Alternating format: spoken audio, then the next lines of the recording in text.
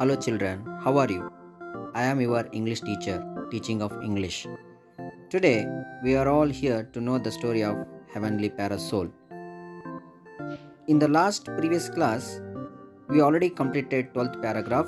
Now I will be continue 13th paragraph.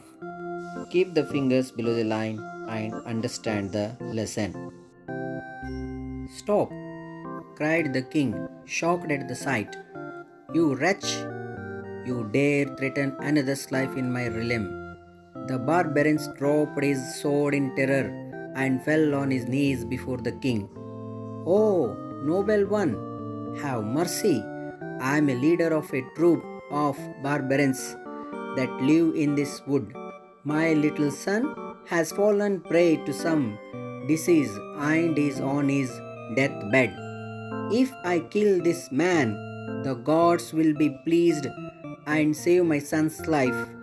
If you prevent this sacrifice, my son dies and the rest of my troop will give up their lives with him. The king glanced towards a bundle on the temple porch and presumed it to be the sacrificed boy. His heart was torn with confusion and compassion. This man, whom you desired to protect, continued the barbarian, was wandering about, alone and friendless, in the forest. Is he of more value to you than his child with whom many persons are connected? The victim sat crying on the ground, a look of terror on his face. Tears fell from the barbarian's eyes. Sir, tell me what to do, he cried. I cannot see my son suffer this way. The king spoke firmly. Do not be distressed. I will save your son as well as this victim. I offer my body in sacrifice to Chandika. Kill me, oh barbarian. May these two persons live? The barbarian, struggling between incredulity and fear, took a step backwards. Sir, you are the king. Your life should be protected at all times. Do not pity this victim. Let him die. His life is of no significance. The king shook his head impatiently. If I can use my body to stop a killing, why should I not? Do not speak another word. Kill me. The barbarian hung his head and made no more to take his sword. If you cannot bring yourself to strike at me, I will use my own sword for the purpose. So saying, the king drew out his sword. The barbarian and the victim watched in horror as Meghavahana was about to strike himself. His head was covered with divine flowers of exquisite color and perfume, and someone held back his arm. The king whirled around in surprise and beheld a person of heavenly appearance. Then he realized that the barbarian, the victim, and the ailing boy had vanished.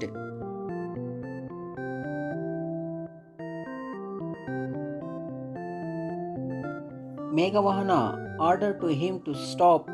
The barbarian recognized the king and fell at his feet. He said that he was the leader of the barbarians and his son had fallen prey to a deadly disease and was on his deathbed. He wanted to kill the man and appease the gods to save his son. He also said if his son died, the rest of his group would give up their lives. Meghavahana felt sorry for the boy. The barbarian said that the man was wandering about alone and friendless in the forest.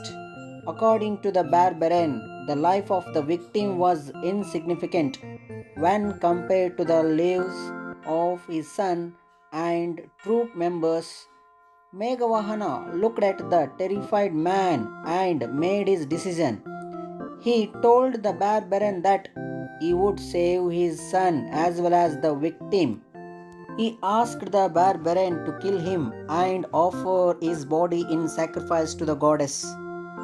The barbarian could not believe his ears. He told Meghavahana that he was the king and his life should be protected at all times.